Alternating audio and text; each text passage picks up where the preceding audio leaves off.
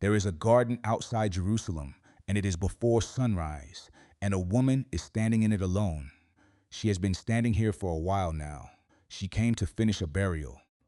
She came with spices and a plan and something to do with her grief, because grief needs somewhere to go, and this was the only place she could think of. And now the tomb is open. The stone is rolled away.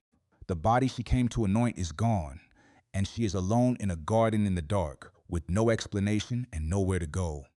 She sits down. She cries. And here is the thing you need to understand before this story begins. The thing that will change how you see everything that is about to happen over the next 25 minutes. The first person the risen Jesus spoke to was not Peter, not John, not Thomas, who had demanded proof, not the disciples who had locked themselves in a room for fear. It was this woman, alone in a garden, weeping. We will get back to her, but not yet. Because before we get to that garden, we need to understand why it mattered so much. We need to understand what Jesus had been doing for 3 years before that morning. We need to trace the pattern, because there is a pattern, and once you see it, you cannot unsee it. Every time the crowds pressed in, every time there was a theological argument, every time he was walking somewhere important and someone interrupted, he stopped for women that no one else would stop for. He did it again and again and again. This is that story. The first one happens in a crowd. You need to feel the crowd. It is a city in Galilee, and the streets are narrow and packed, and everyone is trying to get to the same place at the same time. A synagogue leader named Jairus, a man with authority, with a name, with people who listen when he speaks, has just fallen at Jesus' feet in public. That is a humiliating thing for a man like Jairus to do. And he is asking one desperate thing: come and heal my daughter. She is dying. So Jesus is moving. The crowd is moving with him. Thousands of bodies pressed together in narrow stone streets. Shoulders and elbows and the smell of bodies in summer heat. Everyone is going somewhere urgent. And in that crowd, somewhere near the back, there is a woman. She has no name in the text. She has had a hemorrhage, a discharge of blood for 12 years. Not 12 weeks, 12 years. The number is specific because it is supposed to land like that. In the world she lived in, those 12 years were not just medical years. They were legal years. Under Leviticus 15, a woman in her condition was considered ritually unclean, which meant anyone she touched was unclean, which meant she had not been allowed inside a synagogue for 12 years, had not been able to touch her own family without making them untouchable too. She would have lived at the margins, not visible, not named, not legal. Josephus, writing in the 1st century about Jewish law, records that women in states of impurity were restricted from public space in ways most modern readers can barely imagine. She has also spent everything she had on doctors. Mark records this detail with a kind of bluntness. She had suffered much under many physicians, had spent all she had, and grown no better but only worse. So she is broke. She is isolated. She is 12 years desperate, and she is in this crowd. She does not ask permission. She does not announce herself. She just thinks, if I can only touch the edge of his garment, I will be healed. And she reaches through the crowd, through the bodies and the noise and the forward motion of 1,000 people heading somewhere urgent. And she touches the fringe of his robe, and the bleeding stops immediately. She knows it in her body before she knows it in her mind, and then Jesus stops. In a crowd moving at full speed, he stops. He turns around, and he says, and this is the detail that should make you pause: who touched me? The disciples think this is a strange question. Everyone is touching you, they say. The crowd is pressing in on all sides. Peter actually says this out loud, which, if you know Peter, is not surprising. But Jesus is not asking about the crowd. He is asking about her. Here is what most people miss. He did not have to do this. The healing was already done. She could have disappeared back into the crowd. Anonymous, healed, gone. No one would have known. She could have lived the rest of her life without a public moment. And Jesus could have kept walking to Jairus' house. But he stopped and he waited. And she came forward, trembling, the text says, And she told him everything. And he said this, "Daughter, your faith has made you well. Go in peace and be healed of your disease." The Greek word he uses, pistis, means faith, trust. The full weight of yourself thrown in a direction and hoping it holds. And she had thrown the full weight of 12 years of suffering in his direction, and it held. He called her daughter. The only person in all four Gospels Jesus calls daughter is this woman. She has no name. She has no status. She has been invisible for 12 years. And he stops the crowd, the urgent procession, the mission he is on, and he makes her visible. He makes her story public. He speaks to her with a tenderness that is almost hard to read without something tightening in your chest, and then he keeps walking toward Jairus' house, late now, because of the stop, but he stopped. The next time happens outside a city gate, and it involves two processions moving in opposite directions. The city is Nain, a small town in Galilee, not important, not on any major road, not a place anyone goes to on purpose. Jesus and his disciples are walking toward it. Coming from the other direction, out through the gate, is a funeral procession. Stay with me. The man being carried to burial is young. He is the only son of his mother, and his mother is a widow. You need to feel the weight of that particular combination in this particular century. In the first century Jewish world, a woman without a husband had almost no legal standing. A widow without children was one of the most economically and socially vulnerable people in that society. The Torah repeatedly singles out widows and orphans as people the community must protect, precisely because the system gave them nothing to stand on. The Mishnah documents the degree to which women relied entirely on male relatives, father, then husband, then son, for legal existence. This woman's husband is dead, and now her son is dead. And she is walking out of the city gates behind a coffin, which means she is walking out of the only world she knew, toward a future that in practical terms probably included poverty, dependency, and a slow disappearance from public life. She is not asking for anything. There is no request. There is no faith moment here. No reaching through a crowd, no petition, no falling at his feet. She is just walking, crying, surrounded by a crowd of mourners, as was the custom, and Jesus sees her. He had compassion on her. The Greek word is a word that means a physical gut-wrenching, a turning over in the stomach. It is the same word used when the father sees the prodigal son coming from a long way off and runs to him. It is not mild sympathy. It is the kind of feeling that moves your feet before your brain gives the order. He walks over to her. He says 3 words before he does anything else. Do not weep, not be strong, not he is with God now. Just do not weep. And there is a gentleness in that which is hard to explain. He sees her grief before he fixes anything. Then he goes to the coffin. He touches it, which would have made him ritually unclean under the same laws that marginalized the hemorrhaging woman. And the men carrying it stop. And he speaks to the dead man. Young man, I say to you, arise. And the young man sits up and begins to speak. Luke records the next detail with a simplicity that hits harder than anything elaborate could. And he gave him to his mother. He gave him to his mother. Not the miracle was complete. Not the crowd rejoiced. He gave him to her. As if the whole point of this was not the miracle, but her.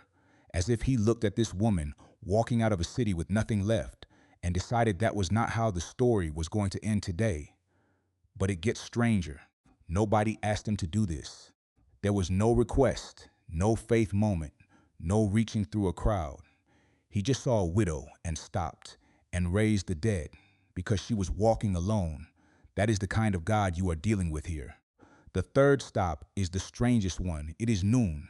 The sun is directly overhead, which matters because noon is when nobody goes to the well. You go to the well in the morning, in the cool with the other women, in the social ritual that is one of the few public spaces women occupy in that world. To come at noon is to come when no one else is coming, which means you are coming specifically to be alone. Jesus is sitting by the well when she arrives. He is tired. John notes this detail. The very human detail of a man who has been walking and is tired, and he is alone. His disciples have gone into the city to buy food, so it is just him and the well and the noon heat. And then she comes now. Here is what you need to understand about how many lines this woman crosses by simply existing at this well at this moment. She is a Samaritan, and he is a Jew, and Jews and Samaritans had centuries of ethnic and religious hostility between them so deep that most Jews would physically walk around Samaria rather than through it. She is a woman, and he is a man, and a rabbi speaking alone with a woman who was not his wife was considered scandalous in that world.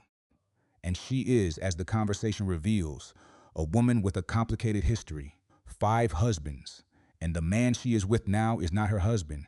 She is in 3 separate categories at once. The wrong person to be talking to. He asks her for water. She is so surprised that she says it out loud. How is it that you, a Jew, ask for a drink from me, a Samaritan woman? And he answers her question with a deeper question. And the conversation opens up into something no one around them would believe if they saw it. He tells her about living water. She asks where it comes from. He asks her to call her husband. She says she has none. And he says, with gentleness and precision present at once, you are right in saying, I have no husband, for you have had 5 husbands, and the one you now have is not your husband. She does not run. She does not shut down. She says, Sir, I perceive that you are a prophet. Here is the part nobody tells you. A few exchanges later, she asks him, almost offhandedly, as if she is not sure she is allowed, about the Messiah. She says, I know that Messiah is coming. When he comes, he will tell us all things. And he says, in what is the most direct, explicit messianic declaration in all 4 Gospels, I who speak to you am he. He does not say this to the Pharisees, not at the temple, not to the 12 at their first gathering. He says it for the first time, plainly and without parable, to a Samaritan woman at a well at noon, a woman who came specifically to be alone, a woman with a history that made her invisible to her own community. The Eastern Orthodox tradition has given her a name. They call her Fotini, from the Greek word for light, and they call her equal to the apostles, because after this conversation, she goes back into the city and says, Come, see a man who told me everything I ever did. And the whole city comes out to meet him. She is, by any reasonable definition, the first evangelist in the Gospel of John. The disciples return, and they are astonished. The text says this, that he was talking with a woman, but no one asks him why. Now, there is a dinner in Bethany. It is 6 days before the Passover. Jesus is reclining at the table. Martha is serving.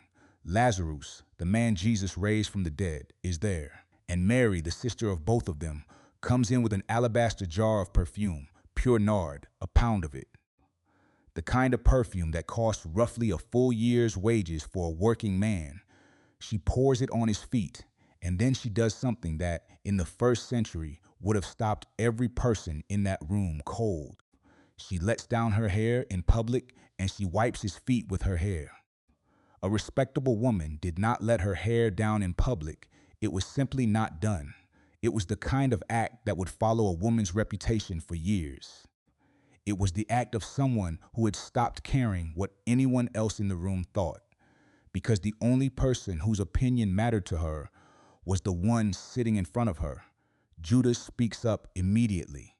The perfume could have been sold, he says, for 300 denarii, a year's wages, and given to the poor, and Jesus stops him. Pay attention to this. Leave her alone, he says. She has done a beautiful thing to me. She has kept it for the day of my burial.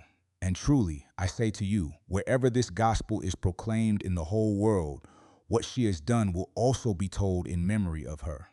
He tells the room, tells Judas, tells the disciples, tells history, that the act of this woman will be remembered everywhere the gospel goes. For as long as the gospel goes, he was right. Here we are. There is one more stop before we get to the garden. It happens in the temple courts, early in the morning, while Jesus is teaching. The scribes and Pharisees arrive with a woman.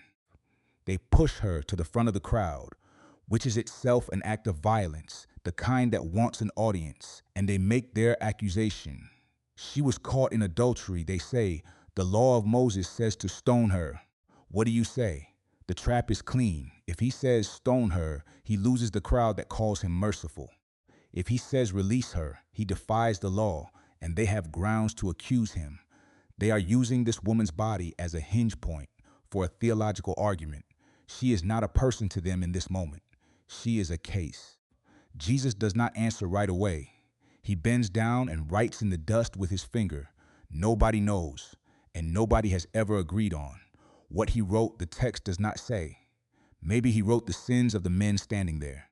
Maybe he wrote a verse they all knew. Maybe the gesture itself was the point. A moment of quiet before the storm. Then he stands up and says the 7 words that change the room. Let him who is without sin cast the first stone. And he bends back down, and one by one, starting with the oldest, they leave.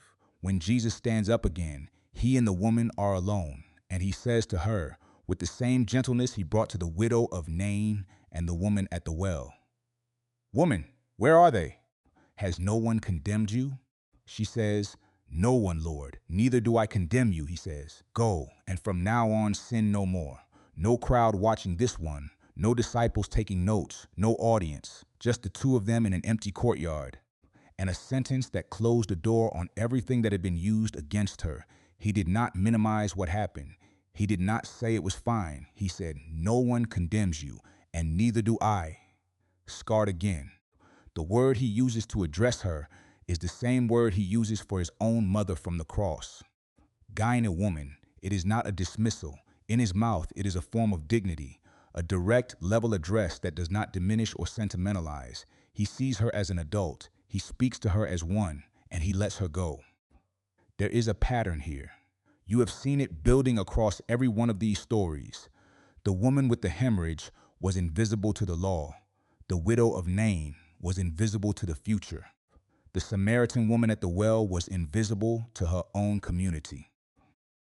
Mary of Bethany was dismissed by the people in the room. The woman in the temple courtyard was being used as a prop, every single one. And every single time he stopped, not because they had earned it, not because they asked in the right way, not because they had the right status or the right history.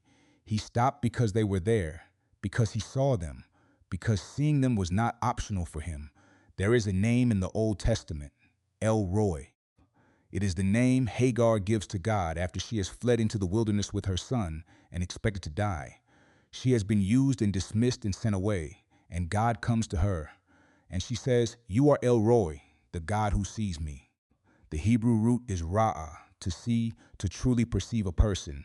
This is the same God, 2,000 years later, stopping in crowds and at wells and in temple courtyards. Still Ra'ah, still seeing, and now we need to go back to the garden.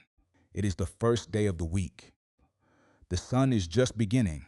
Mary Magdalene has come to the tomb alone. John says she came while it was still dark, which is the kind of detail that tells you everything about her state of mind.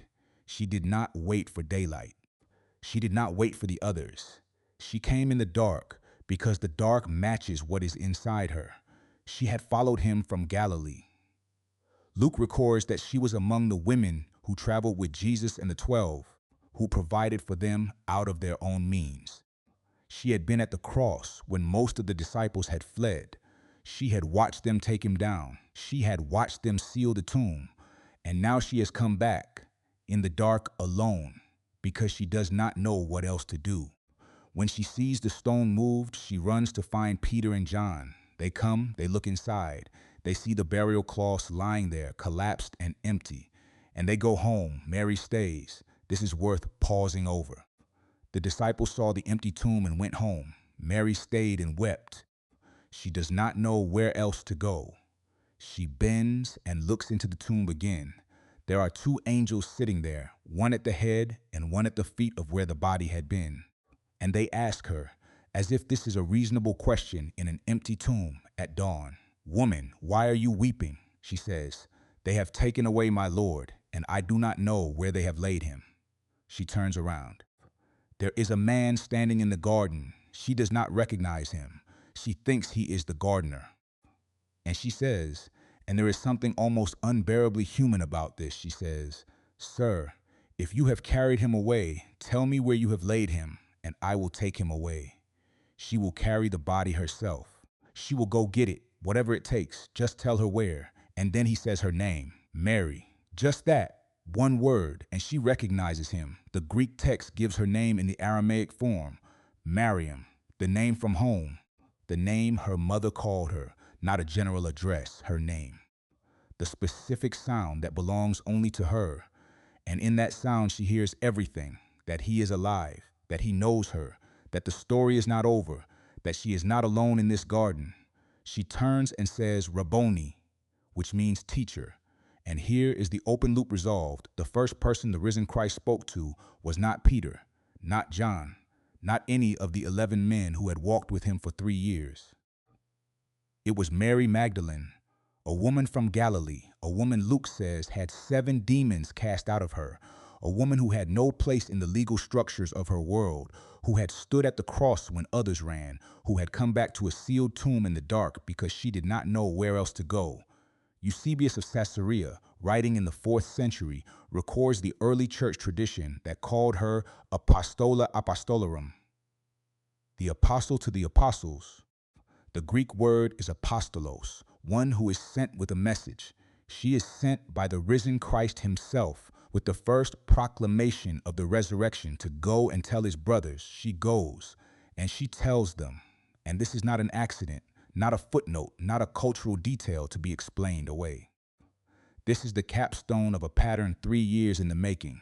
Every woman he stopped for, everyone he made visible, everyone he addressed with dignity, everyone he saw with ra'ah, all of it building to this moment. When the hinge of all of human history swings open, the first witness is a woman weeping alone in a garden, because that is who he runs toward. So here is what you have just seen. A woman reaching through a crowd when she has nothing left, a widow walking out of a city with no future. A woman at a well at noon who came specifically to be alone, a woman who poured out an extravagance that the room called waste, a woman dragged into a courtyard and used as a piece of an argument, a woman weeping in a garden before sunrise with nowhere else to go. He stopped for every single one. 3 things to take with you. First, you are not invisible to him. Whatever category has made you feel like you do not count, whatever history, whatever status, whatever 12-year isolation of your own, he does not see it the way the system sees it. The system had a category for every one of these women, and every category said less than. He had a different category. He had daughter. He had your faith has made you well. He had neither do I condemn you. He had do not weep. He called them by name and made them visible in a world that had spent years teaching them to take up less space.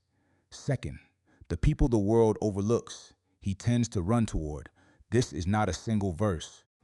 This is not a theme built on one story. This is a pattern, repeated across geography and culture and social category, documented by 4 different writers in 4 different accounts. The widow nobody asked him to help. The Samaritan woman who expected hostility. The woman in the courtyard whose name nobody bothered to record. He did not wait for them to have their lives together before he stopped. He stopped because they were there. Third, and this is the one to sit with, the first word spoken after the resurrection, after the hinge of history swung open, after death lost and life won, after the entire architecture of the universe shifted on its axis, was a woman's name, not a doctrine, not a declaration, not a theological statement that would fill a catechism, a name Mariam. He spoke her name before he spoke anything else, because she was weeping alone in a garden, and she needed to hear that he knew her. And that is the God you are dealing with. The one who, even in the first moments after conquering death, looked for the person who was still crying and said her name first. If you have been standing in a garden in the dark, not knowing what comes next, he knows where you are. He tends to show up in gardens. If this kind of deep scripture work is something you want more of, hit subscribe. We go through passages like this every week, the ones that are deeper than they look on the surface, the ones that change something when you really stop and look at them. Leave a comment below. Which of these women's stories hit you hardest? I want to know. We will see you next time.